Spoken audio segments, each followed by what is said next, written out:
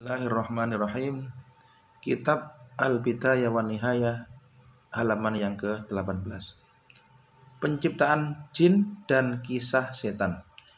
Rasulullah Shallallahu alaihi wasallam bersabda, yang artinya malaikat diciptakan dari cahaya, jin diciptakan dari nyala api, dan Adam diciptakan sebagaimana yang disebutkan untuk kalian. Banyak di antara ulama ahli tafsir yang berkata, jin diciptakan sebelum Adam alaihissalam. Sebelum mereka, di bumi ada Al-Hin dan Al-Bin. Siapa Al-Hin dan Al-Bin ini? Di catatan kaki dijelaskan, Al-Hin adalah jin yang paling lemah dan rendah.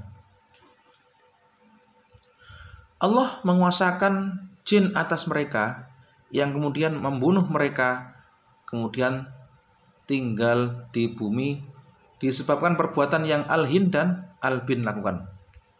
Ad-Duha menyebutkan dari sahabat Ibnu Abbas radhiyallahu an bahwasanya ketika jin melakukan kerusakan di muka bumi dan melakukan penumpahan darah, Allah Azza wa Jalla mengutus iblis disertai prajurit dari malaikat kepada mereka, yang kemudian membunuh dan mengusir mereka ke pulau-pulau di lautan.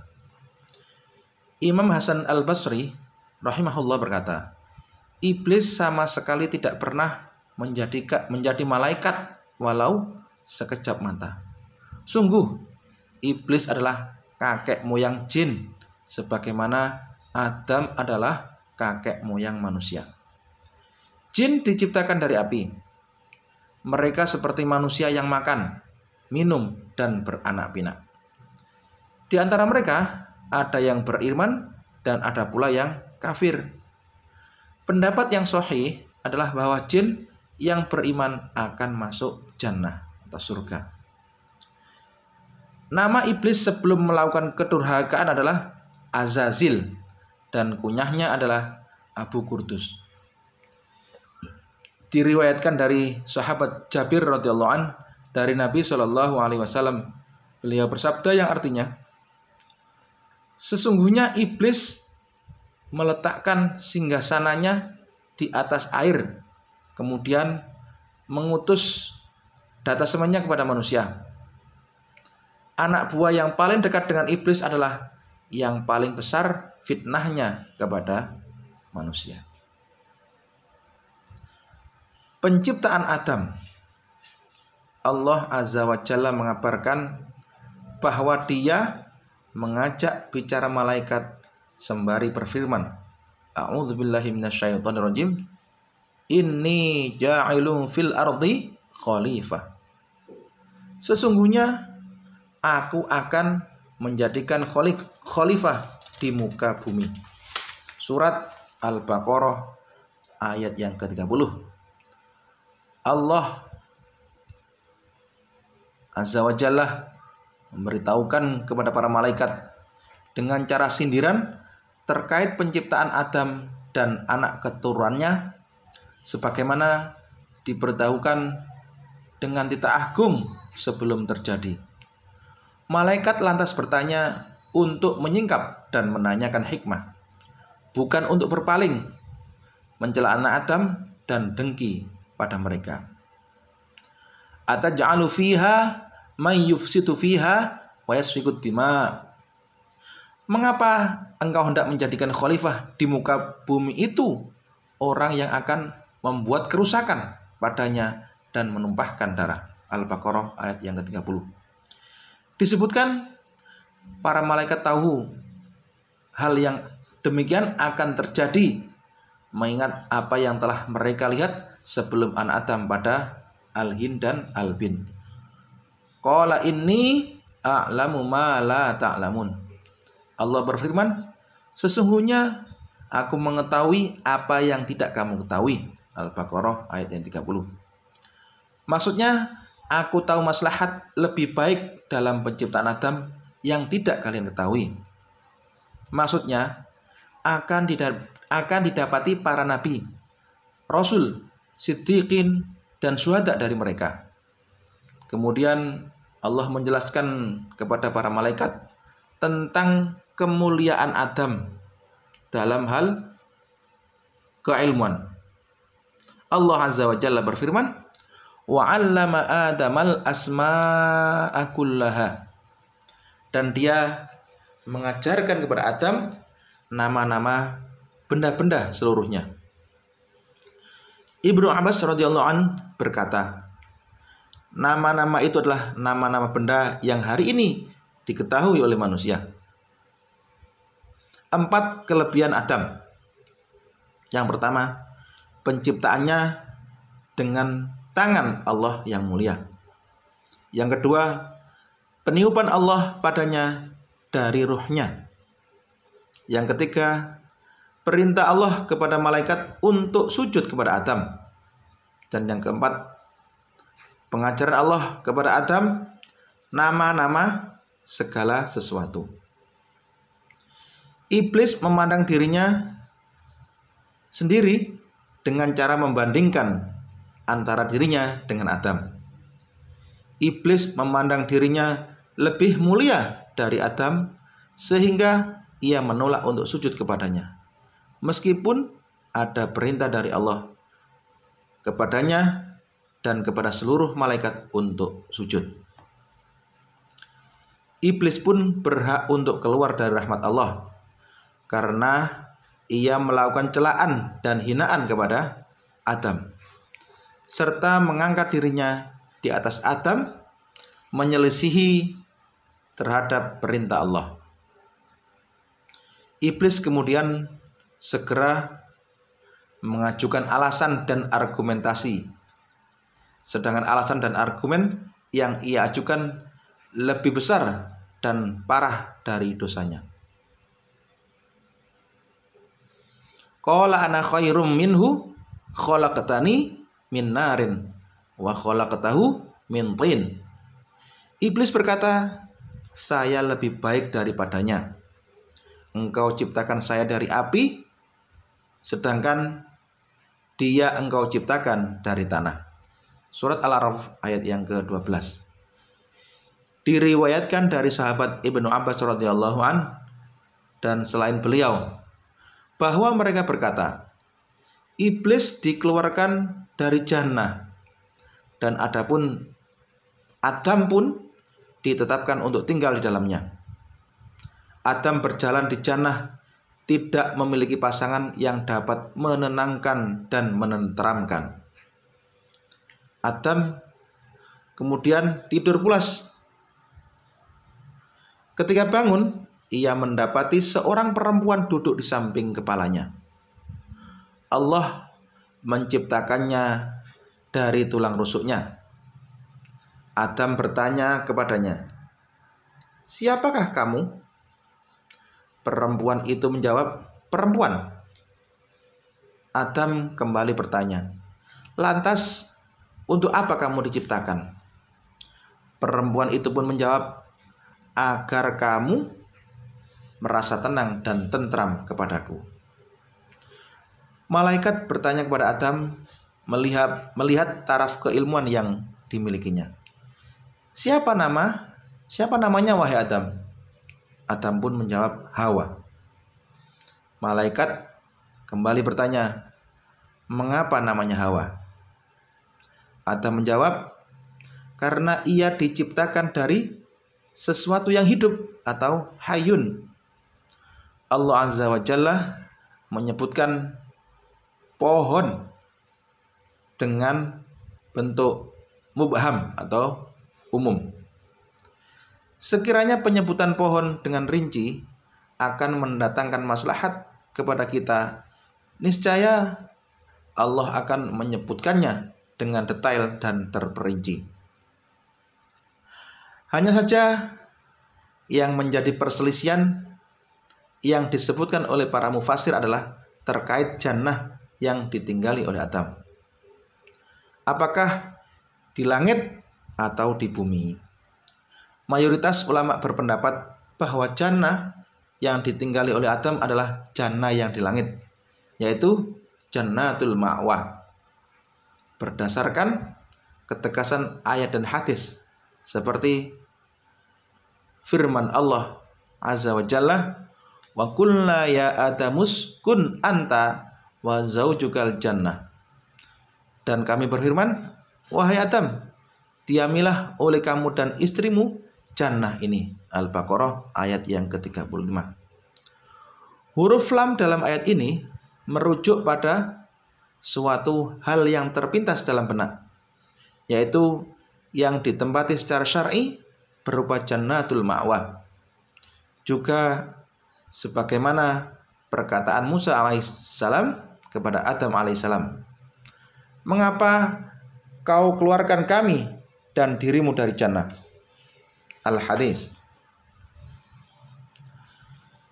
Diriwayatkan pula dari sahabat Abu Hurairah radhiyallahu an, Rasulullah shallallahu alaihi wasallam bersabda yang artinya, Allah Azza wa Jalla menghimpun manusia pada hari kiamat. Orang-orang yang beriman pun berdiri ketika jannah dihamparkan pada mereka. Mereka pun mendatangi Adam sembari berkata, wahai ayah kami, mintakanlah agar jannah dibuka untuk kami. Adam menjawab, tiada yang mengeluarkan kalian dari jannah kecuali kesalahan ayah kalian. Beliau kemudian menyebutkan hadis yang panjang, diriwayatkan oleh nomor 10 ya, Imam Muslim dan sahihnya. Dalam hadis ini terdapat petunjuk yang kuat, bagus dan jelas bahwa jannah yang ditinggali Adam adalah jannatul ma'wa. Diriwayatkan dari sahabat Abu Hurairah radhiyallahu an bahwa Rasulullah shallallahu alaihi wasallam bersabda yang artinya, Allah menciptakan Adam, tingginya 60 hasta. Tinggi manusia yang demikian masih tetap dan terus berkurang hingga sekarang. Diriwayatkan pula dari sahabat Ibnu Abbas radhiyallahu an bahwasanya Allah Azza wa Jalla berfirman, wahai Adam, sesungguhnya ada tempat suci di hadapan arsy-Ku. Maka berangkat dan bangunlah sebuah rumah untukku di sana. Kemudian tawaflah mengelilinginya, sebagaimana malaikatku tawaf mengelilingi arsy-Ku. Allah kemudian mengutus malaikat kepada Adam yang memberitahunya posisi tempat suci tersebut dan mengajarkannya tata cara manasik. Kisah dua anak Adam, Qabil dan Habil. Diriwayatkan dari sahabat Ibnu Abbas radhiyallahu an dan selain beliau bahwa Adam menikahkan setiap anak lelakinya dengan anak perempuan dari ibu yang lain. Beliau juga menyebutkan bahwa Habil ingin menikahi saudara Qabil, sedangkan Qabil lebih tua dari Habil, dan saudari Qabil lebih cantik, sehingga Qabil hendak memonopolinya dari saudaranya. Adam memerintahkan Qabil untuk menikahkan saudarinya dengan Habil, namun ia enggan. Adam pun kemudian memerintahkan keduanya untuk mempersembahkan kurban. Habil berkurban dengan seekor unta 5 tahun yang gemuk, sedangkan ia adalah pemilik kambing. Qabil berkurban dengan seikat tanaman jelek dari hasil pertaniannya. Api turun memakan kurban Habil dan meninggalkan kurban Qabil, sehingga Qabil tersulut amarah sembari berkata, sungguh aku akan membunuhmu sehingga kamu tidak menikahi saudariku. Habil menjawab, hanya saja Allah menerima dari orang-orang yang bertakwa. Diriwayatkan dari sahabat Ibnu Abbas dan selain beliau, demi Allah, sesungguhnya yang dibunuh Habil lebih kuat dari 2 lelaki. Akan tetapi kehati-hatian mencegahnya untuk menjulurkan tangan pada saudaranya, membalas atau membunuh. Di sini nomor 12 dikatakan, di catatan kaki penulis katakan, di desa Barhalaya sebelah barat laut Damaskus, dekat dengan sungai Bardi Maghoroh yang disebut dengan Maghorotud Dam. Ia masyhur sebagai tempat di mana Qabil membunuh saudaranya Habil. Wallahu a'lam. Sebagian perawi lain menyebutkan bahwa ketika Qabil telah membunuh Habil, ia menggendongnya di punggung. Qabil terus menggendongnya hingga Allah mengutus 2 ekor burung gagak yang saling membunuh.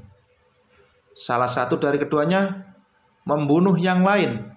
Kemudian burung gagak yang membunuh temannya menuju bumi dan menggali sebuah lubang.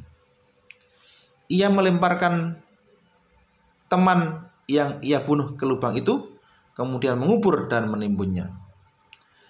Ketika Qabil melihat yang demikian, ia pun melakukan hal yang sama. Ia berkata, "Aduhai, celaka aku. Mengapa aku tidak mampu berbuat seperti burung gagak ini? Lalu aku dapat menguburkan mayat saudaraku ini." Surat Al-Maidah ayat yang ke-31.